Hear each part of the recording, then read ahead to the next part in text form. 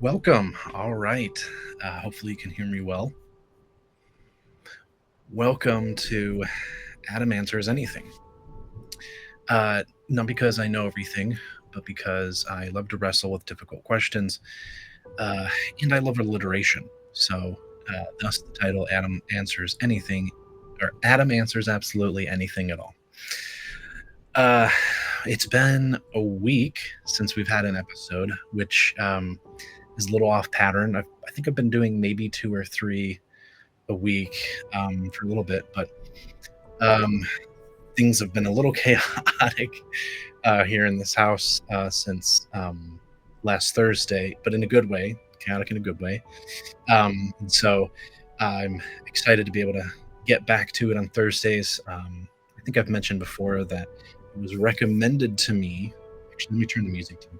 It was recommended to me that I do the live stream on Thursday nights. And so that's kind of a thing that I'm trying for now to do live streams on Thursday nights. And I'm trying to do it a little consistently.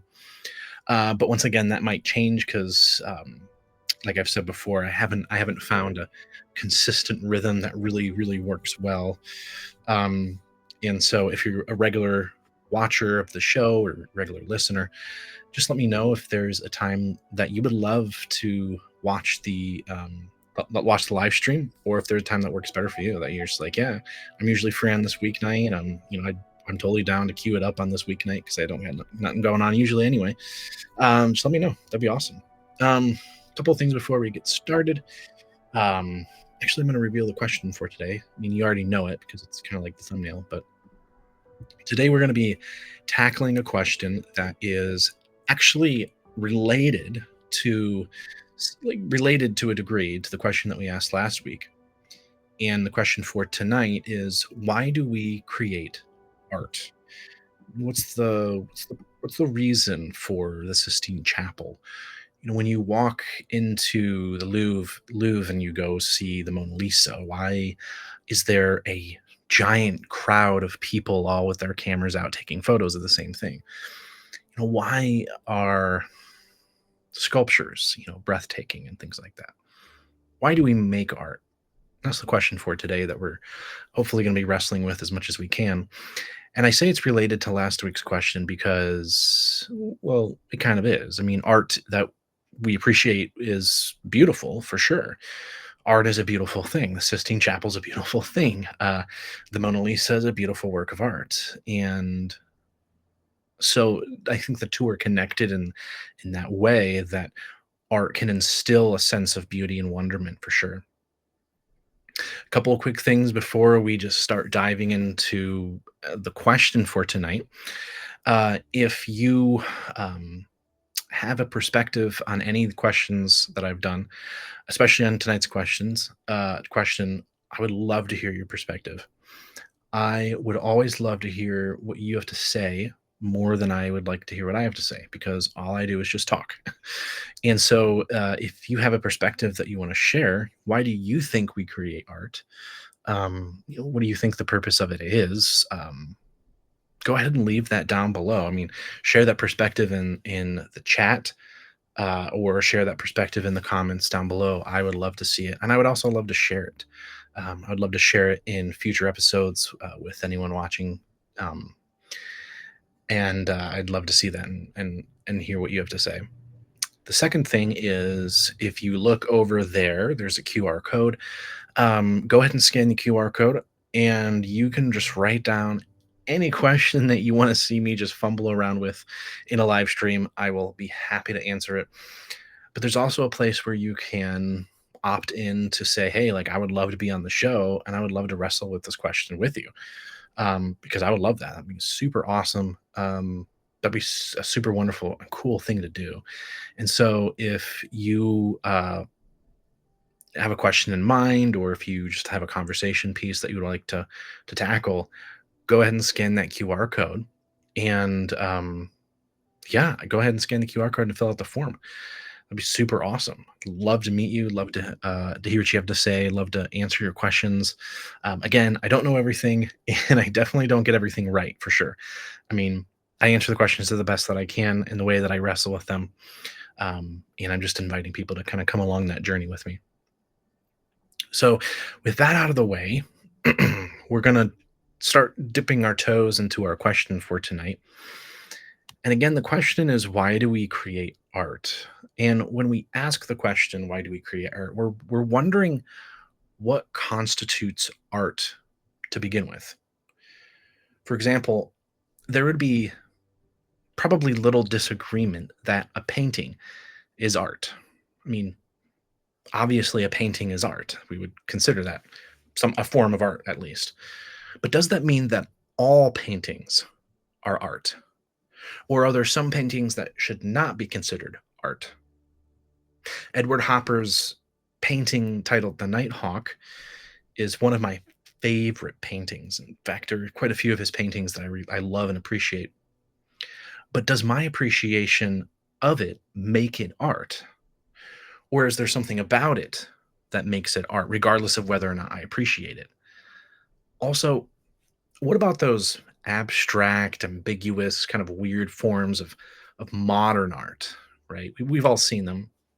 It's just a cube of blue paint, or maybe it's like some brush that's just thrown on a canvas and the splatter somehow is art. I mean, maybe are they are they not art simply because I consider them not to be? I mean, I don't really consider those like that great art, but like, does that make them not art? I mean, just because people don't really appreciate modern art that much, does that mean that it's not art? Or also another idea or question is art only a thing that humans do? I mean, if it's not something that was specifically made by human hands, then is it not art? I mean, does this disqualify a sunset as being art? I mean, we might all agree that a Roman sculpture is a work of art. Uh, the sculpture, of David is a work of art. But what about something not made by human hands, like an idyllic mountain or a breathtaking canyon carved out by a river? Are those things art as well? Well, I can't promise that we're going to be able to answer every single one of these questions, but I hope to answer some of them, or at least to start thinking about some of them. So, as usual, we're going to tackle this in three specific ways. First thing we're going to do is we're actually going to look at two perspectives. So, these are two philosophers, thinkers from history past. What do they have to say about art? Why do we make art? And what is art? And then we're going to look at, does the Bible have to say anything about this? As a Christian, what the Bible has to say is obviously extremely important to me. So, what does the Bible have to say? And then the third thing is kind of just my own fluff, my own commentary, my own thoughts, just raw thoughts on the question itself. Why do we make art, and what is art? So, the first major point is we're going to look at two perspectives. First perspective we're going to look at is a perspective by Leo Tolstoy. Now, you might recognize the name Tolstoy. He's one of the three great Russian authors and philosophers: Tolstoy, Dostoevsky, and Turgenev. And one of the great things about Tolstoy is that he wrote a book later in his life called What is Art? Very apropos for our question tonight, I might imagine, which is why I went with Tolstoy, just to examine a little bit of what he has to say. It's not a super long book. It's around 200 and some odd pages, and he wrote it later in his life. And so he kind of wrote it after his greatest work, which was Anna Karenina. I can't now. I don't know if I'm saying that right. Or no, it was War and Peace. Sorry. Oh wait, no. Okay, now I got to look it up. Now I'm getting them mixed up. Give me 1 second. Yeah, War and Peace. Sorry, not Anna Karenina. Getting it mixed up. But anyway, so he wrote it later in his life and after his most famous work. And in this book, he simply just talks about what his perspective on art was. I mean, after all, like Tolstoy was an artist. Like he wasn't just a philosopher, he wasn't just a thinker, but he was an artist as well. Um, and so, what did Tolstoy have to say about art and what he thought it was and what the purpose of it was? Well, one of the things that he says is he says that art is the intentional communication of feelings. What does he mean by that? Well, there's a commentator who was writing on Tolstoy's work. I think they put it really well, and this is what they had to say. According to Tolstoy, the creation of a work of art proceeds along the lines of first, artists have an experience or feeling such as fear, joy, anger, grief, hope. They then desire to share this feeling with others, to infect them with it, to make them fearful, joyous, grief stricken, angry, or hopeful. In order to communicate their feelings to others, they create a work of art, a story, a song, a poem, a play, a painting. If they are successful, if they have created a genuine work of art, those watching will have shared the feelings you created. You see, what Tolstoy's saying is he's saying that what is the measure of whether or not something is good art versus bad art? We might go back to the painting of Mona Lisa, good art, and modernist painting throwing a brush on a canvas, bad art. Tolstoy would say, well, what makes those things good art or bad art is whether or not the communication of feelings or lived experiences is conveyed to the people that are experiencing, and not just conveyed to the people that are experiencing it, but those people that are experiencing it have experienced those emotions along with you. He says that they're infected with it. So if you make a painting that's fearful, I can think of was it a Degas painting?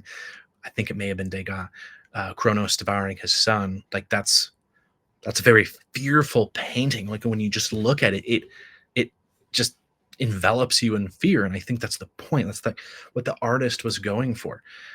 Tolstoy says that the measure of good art is how well and effective it conveys the feeling and lived experience and infects the audience with that feeling. So artists use colors, sounds, words, or other materials to create objects that will provoke in the spectators that same feeling that the artists themselves had, which they intended to pass to others. So true art is not only sincere, but infectious. See, the more widespread the appeal and the more effective and effectiveness of the work as a means of communication of feeling, the better the work of art is. Tolstoy would say that the highest art is that which communicates the feeling of brotherhood and sisterhood and love for one's neighbor. This is what Tolstoy said is the highest form of art. Right? So we begin with creating a work of art, communicating feelings and emotions or lived experiences that you have, right? That's just what constitutes art. And then what constitutes good art is that those experiences and emotions are felt by your spectators and shared but to your spectators, and they experience them in return.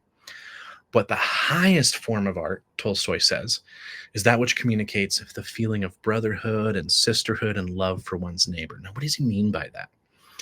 Well, Tolstoy, he had a strained relationship with the Orthodox Church, and so he wasn't really a regular church goer, but he did see biblical truths like the golden rule, the turning of the other cheek, love for all people, as essential truths that were found in Scripture, but not found in the church, because Tolstoy was critical of the Orthodox Church. And he saw these truths, which are biblical truths, to be absolutely essential, not just to the Bible, but to life. And so for Tolstoy, the greatest and highest form of art is that which inspires those qualities and truths in other people, ultimately. Tolstoy writes this: the estimation of the value of art, or rather of the feelings it transmits, depends on men's perception of the meaning of life. It depends on what they hold to be the good and evil of life. In other words, if art is successful, it should inspire people and everyone that it touches to be kind, loving, and selfless. It should inspire us to emulate those essential truths which Tolstoy saw as fundamental to Christianity. In other words, if I don't hold those truths to be really good or meaningful, right? If I don't think that you should be a loving person, well, I'm not going to make good art. I can make like decent art, right? Because I might be able to create a work of art that inspires someone to have fear or even hope. But if I'm not a person that really cares about loving others, well, then I can never really attain the highest form of art. Because for Tolstoy, that's what constitutes the highest form of art. Those forms of art which inspire in that person and in the audience to live out biblical truths just by watching or seeing a form of art.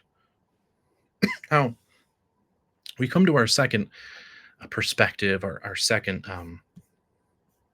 way of thinking about this question, and it's a little different. And it's one a little came a little bit after Tolstoy, and it's the thoughts of Albert Camus. Um, what is Albert Camus? He was a French philosopher. He was kind of during and after World War II in that era. And what's interesting about Camus is that Camus' central insight, I mean, all of his philosophy is, um, which is especially found in the myth of Sisyphus, which is one of his most famous works. But Camus' central insight throughout all of his philosophy is what he calls the absurdity of life. And this is a phrase that you'll hear often in existential philosophy, because Camus wasn't the only person to have this perspective. But what he means by the absurdity for life is this. This is what he means by absurdity. We yearn for meaning as human beings, but the universe is indifferent. You see, Camus is writing his most notable works during and after World War II. In fact, he began writing The Myth of Sisyphus soon after France had fallen to Germany. It's the nature of war and the nature of those who have been exposed to such atrocities, fear, terror, and bloodshed that the sanctity and preciousness and value of life is put into question. Not that we don't value it, but that it's stripped away from us just violently. See, Camus' exposure to war and death puts him in a place of seeing how trivial life really is. How trivial the day-to-day things that we do really are. I mean, imagine being Camus in France, and 1 minute in Normandy, you're just strolling down the street with the stroller and your family, going to the park to play, and the next minute, bombs are falling and everyone you love is dead. See, for Camus, there is a gap between our longing for clarity, meaning, and value in this world and the silence of the world. You know, after the dust has settled and it's just silent, it's indifferent. We yearn for some sort of meaning that's absolute, and yet the world's silent. See, that tension, a world that feels completely indifferent towards the plight of man, the world seems quiet when asked what the purpose of man's existence is. That inescapable tension is what Camus calls the absurd. See, Camus argues that meaning is subjective, and in the sense that we create our own meaning, you know, our meaning, purpose, kind of in life, what it is like. What are we supposed to do? What is Adam supposed to be doing with his life? He says, well, you create the own, yeah, that your own meaning. You create or should create that thing which defines who you are and what you do. And not only does this give meaning, it gives us a reason to be, but it's also an act of what Camus calls a revolt. That's how Camus would put it. He would say it's a revolt against the absurdity. Art, we're coming back full circle, art, therefore, is an act of defiance against the absurdity of life. Art, just as I create my own meaning, which is a revolt against the absurdity of life, I'm giving my life meaning, I'm giving it value, even though the universe has given it none, has been silent and absent. Same thing with art. Just as Sisyphus, in the myth of Sisyphus, which is Camus' greatest work, just as he pushes the boulder endlessly up a hill, the artist works without hope of permanent resolution, but still creates. The artist works and works and works, trying to properly convey all of the artistic and creative expressions deep within their soul. And they work without hope of ever permanently resolving that inward tension, and yet they create anyway. In his book Resistance, Rebellion, and Death, Camus wrote, "The purpose of art is to deprive the world of its dead weight." You see, Camus' perspective on art is kind of bleak, but a lot of post war existentialism is bleak for fair reason. And Camus sees art as just a defiance against the absurdity of life, a defiance against that great nothingness and that great silence that fills us with this dreadful void and absence before us, that strips us away of any absolute meaning or absolute comfort and peace that we might have had or dreamed of. And the easy reaction would just be nihilism, would just be to say, well, nothing's meaningless. Let's just, why does anything matter? Curl up in a ball and just waste away. Why not? Well, Camus says, no, no. You know what's better than that? Revolting again against it, spitting in the face of the silence, and meaning, adding meaning and attributing meaning to our lives and art are two ways of revolting against that absurdity. Camus might agree with Tolstoy in some sense that art is a form of communicating emotions. I think Camus would agree with that. Yet, being an existentialist, Camus would argue that art is more than just art, or at its fundamental core. He would say that at its foundation, art is the act of revolting against the absurdity, and it's an act which leads, according to Camus, leads to freedom. It frees us from the shackles of the absurdity. We don't feel the tension or disunity or disjunction in our life anymore from the lack of peace that there is from the great void that we face in our existential angst. So these are two very different perspectives. There's Tolstoy, who says that art is us creating something that expresses an emotion or lived experience, and those people who can experience that same emotion or lived experience, that's what determines whether or not art is good art. And the highest possible form of art is art that inspires us to live out these objective biblical truths. But then you have Camus who's saying, well, nothing's objective. There's no meaning or value in anything apart from what we give it. And the fact that we can give it meaning is a revolt against the absurdity of life. And so art is a revolt against the absurdity of life, saying that we are here despite the great silence that would want to devour us. But very interesting perspectives. But I mean, who's right? Well, what does the Bible have to say about art? I think that's what interests me as a Christian. And, the Bible doesn't specifically use the word art, but the Bible is dripping with art. I mean, poetry is one of the forms of art which is found quite extensively throughout all of Scripture.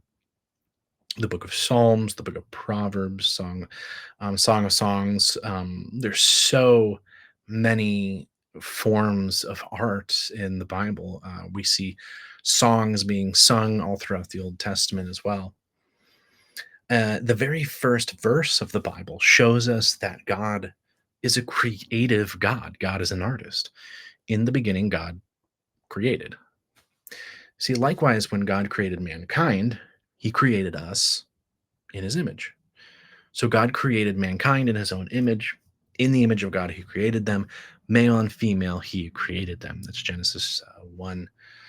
Um, Also, we see in the Psalms. The psalmist reminds us, I praise you because I am fearfully and wonderfully made. Your works are wonderful. I know them full well. So not only is God a creative God, not only is he an artist, but he made us in his image. Ephesians 2:10 says that we are God's workmanship. So we are made in the image of a creator, of an artist. This tells us one very important thing, namely that we create because God creates. We enjoy and express art because God enjoys and expresses art. In fact, we are, like I said, God's creation. Last time we talked about beauty, and we discussed how beauty is a part of the nature of who God is. God is beauty, so things are beautiful because they are nested in who God is, the fundamental nature of who God is. Art, therefore, is a medium through which we experience that beauty. Well, okay, well, that's all fine and dandy. Art is a medium through which we experience that beauty, right? So God is beauty because he is a God of perfection. So he's perfect, holy, utterly righteous beauty. And just like the Psalms are art form, the Psalms are art form which express that beauty and delight in that beauty, delight in that righteousness. That's what art is. Art is us grasping and beholding the perfect beauty of who God is. Well, that's fine, but like if art is a medium through which we can express or experience the beauty of who God is, then why are some things like sad songs or empty liminal spaces beautiful? I mean, why is it that I remember I lived in an apartment before I moved into this house and got married. I lived in an apartment that's literally a stone's throw from here. And I remember when I was moving out of the apartment, I had lived there alone for something like maybe a year and a half or 2 years. But when I moved out of the apartment, I moved everything out. It was all empty. I remember sitting in one of the rooms. It was the room where the it was the room where my TV used to be, and I had a couch and everything and watched TV. And I remember sitting there, and I remember sitting in the empty room, and I would just sit there and think to myself, man, so many memories. It's like so many good, beautiful memories in this apartment. And I felt like this weird tinge of sadness, but at the same time, I felt this peace, this sort of comfort, this sort of happiness. I mean, I was sad. I was sad because I was moving on. I was sad because I enjoyed the moments that I had shared with friends and family and loved ones in that room. Like all the moments that I had shared, inviting people in, having people over, and spending time together. I was sad about that, like that I was moving on, but yet it was a beautiful moment. It was a moment that meant something significant to me. How can that be if art is a medium through which you experience the beauty of God? Is there an aspect of that moment which is God's beauty? Well, why does liminal or sad art express beauty? Well, because I think that if you've seen the movie Inside Out, this will make sense. Because I think you need sadness to know joy. There's a really great quote. I actually don't remember where it's quoted from. It actually might not be a Dr. Seuss quote, but I think that it was quoted as being Dr. Seuss quote. But the quote is this: that when you leave somewhere important, don't cry that it's over, but smile that it happened. And I think that it's important for us to feel that sadness when we leave a place that we have existed in and that so many wonderful, incredible memories have had, because I think it adds contrast to our lives so that we can recognize how beautiful and wonderful those moments are. And so I think that the tinge of like sadness that we might experience being in a liminal space, nostalgia, I think would be a really good example of liminality. Like being in a nostalgic place and having that tinge of sadness of like, man, if I could just be a kid again. I think that's really important because it reminds us of how much we cherish those memories. Like it reminds us of the beauty and gift of that life. See, it's not the brokenness that we find beautiful, right? It's not the sadness that we find beautiful in and of itself, but it's the many blessings that we have had in our lives despite the brokenness. Because we live in a broken world, but yet, despite the broken world, despite that world that we live in, we were blessed to have incredible memories wherever we have lived and wherever we've been with friends and family and people that we love. And I think that the beauty or the art in liminal spaces is that we have a contrast between the sadness of departing that space, but the joy of having been there in the first place. And I think that's what makes it a beautiful moment, because that, in a nutshell, is a picture of God's grace. It's a picture of God's provision, recognizing that we live in this fallen world, this broken world, and it's where we've been, and yet God's given us a promise that where we're going is even better. So that's the first point. Second point. So the first one was talking a little bit about Tolstoy's perspective on art, and then Albert Camus' perspective on art. Two very different perspectives. And then the second point that we just looked at is, what does the Bible have to say about art? It actually has a lot to say about art, a lot more than I've even just went through here in this very, very short span of time. But the third thing is just a couple of my own thoughts on what is art. I mean, what do I think art is? And again, I think art, like we talked about when we talked about beauty, I think that art is very much related to this idea of communication.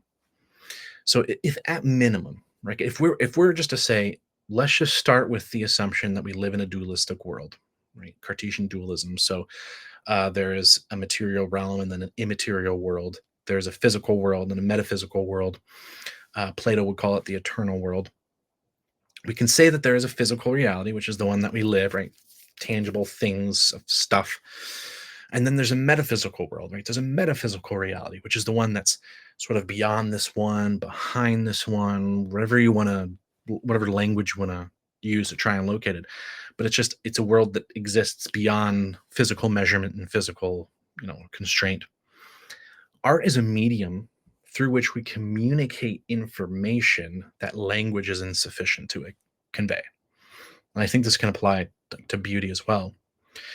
It's because the nature of emotions, and again, this is just my perspective, so it could be just totally wrong, but I think the nature of emotions aren't fundamentally physical. They're fundamentally metaphysical. What do I mean by that? A physical moment is correlated with a metaphysical moment, right? So if you think of dualism as you have two spheres, you have the physical spheres. Let's just say this is your brain, right? You have your brain, which is the physical material substance. And then you have, let's just say, the mind, which is the immaterial substance. Dualism would say that those things are intertwined and interconnected with one another. So that information that's expressed in the physical world, it's communicated in the physical world, has some sort of metaphysical counterpart. That's why a physical moment is correlated with a metaphysical moment. For example, holding your baby for the first time is a physical moment. I mean, it's the act of holding something is obviously a physical thing. I'm using my hands, I'm using my arms, I'm holding a baby. Well, so is seeing your baby and smelling your baby, right? Yet there is an emotion that comes with holding your baby that isn't obviously caused by some external stimuli.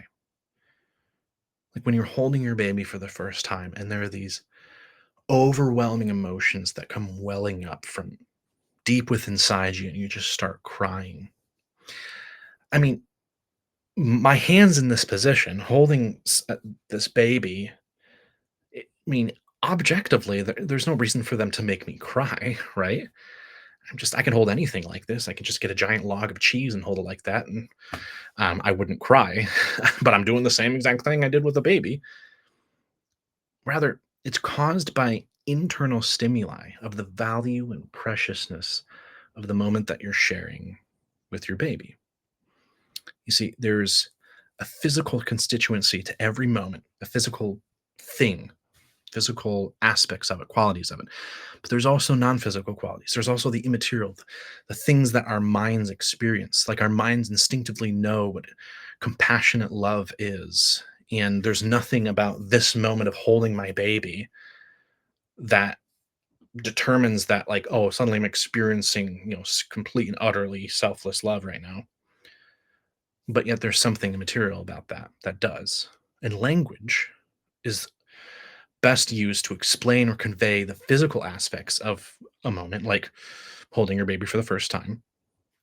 And a simple linguistic explanation might go something like this. You'd say, "Well, I'm holding my baby for the first time, and I love this baby." Right? That's an accurate description of the event that's taking place. Am I right? very simple, very uninspiring, very boring. Well, why? Because the physical nature of the moment is not all that's happening. Right? There's so much more that's going on in this moment, which is not being conveyed with the simple expression that's just detailing the physical aspect of that moment. It's not saying anything about the immaterial aspect of that moment. In essence, that's why we make art. That's what makes art such a wonderful thing, is that it expresses those emotions that we cannot use simple language to convey. I use the phrase simple language because poetry is the art of painting a picture using words in ways that I might not use them before. For example, I might describe that same scene, holding your baby for the first time, this way. For just a short moment, my heart stopped to beat, to whisper quietly these words to you so sweet. I love you, I always will. And when I've stopped beating, I will love you still. See, art is the term we give to those things which language is incapable and insufficient at explaining. I can't and never will be able to explain to you in detail how it is, in what way, and why I love my wife. I just won't. And I can't. It's just impossible. Language is insufficient for it. Language is a perfect use case for describing physical things. Like that cup is a blue cup. It's great. But it's insufficient when it comes to explaining things that are ineffable, which is a word that literally means something that can't be described with words. And that's where art comes in. Now, does art do it justice? No, still no. Why do you think there's 500,000 songs about breakups? Because there's no amount of music songwriting that can justly explain how a breakup feels. Just like there's 1 bazillion love songs in the world, because there's no amount of songs, no amount of sonnets, no amount of paintings that could ever fully, completely encapsulate love. And that's a good thing. It's a good thing for 2 reasons. One, it's because the thing we're trying to describe is nested in aspects of who God is, right? So if I'm let's go back to the baby example. The reason why there's no amount of art that can fully encapsulate and describe how I feel about that baby is because the love that I'm experiencing for the child is a reflection of the ultimate love, capital L, who God is. Love, God is love, First John. It's a reflection of the nature and quality of who God is. God is love. And God's infinite. So therefore, no amount of words or art or any sort of thing will ever justly encapsulate the entirety of what love is, because if God is love and God is love, then he's infinite. And I will write as many songs and poems and paintings, and I will do as, many things as I can and many art forms as I can, and I will spend my whole life doing it and never fully encapsulate love. That's a beautiful thing. It's a beautiful thing because how boring of a world would it be when, if like 500 years ago, some guy like figured it out, wrote it down, and it's like, that's it. So like whenever you experience love, like it's already been fully understood. It doesn't feel like that would feel kind of boring, wouldn't it? It's a wonderful thing that love is just infinite and indescribable, because it is a joy to and a blessing to experience it throughout our lives, and to have so many words to say about it, but never have enough. So I think that's the first thing. Um, or I guess that's kind of the both things actually, because God is infinite, and so there's like an infinite ways that we can describe the thing through art, but also because it's like a beautiful thing to be able to live your entire life being able to describe using art love in very just different ways without ever running dry, right? Without ever coming up empty. So those are just a couple of my thoughts on art. Why do we make art? What makes good art? What is art to begin with? Very interesting question. And I feel like I could definitely think a little bit like more about this question too. Just thinking about why certain things are art. In fact, uh, the video on my channel. So if you go to my YouTube channel, which is at Studio Sonderhouse, um, there's a video that I have on there called I actually forgot the name of the video, but it's about mac and cheese. Why mac and cheese is art, or why it's beautiful, or something like that. And essentially, the thing I talk about in the video is what makes like a work of art. And I kind of break it down more into like talking about how it's when you take individual parts of a thing and put them together in such a way that it creates something greater than the sum of its parts, right? So this is a different way of actually thinking about art.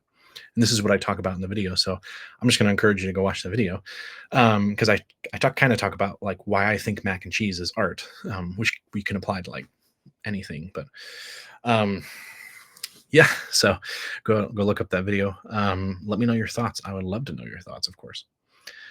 Well, that's been another episode of Adam Answers Anything. If you've been listening, following along, I really appreciate you. I just want to thank you for taking some time out of your night just to follow along. And yeah, I'm super excited and super blessed. And so I should be back in a couple of days, perhaps, with another episode. But if you don't hear from me, I love you all. Hope you have an awesome night. And I will catch you in the next episode and answering the next question. Oh, scan that QR code, leave comments down below. I would love to. And also, if you haven't, hit the subscribe button. It definitely helps me get more engagement because I know if you're enjoying this. And so if I know you're enjoying this, it's kind of helpful for me because it helps me to know like what kind of questions to ask and when to do the live stream. So um, awesome. Thank you so much. Have a good night.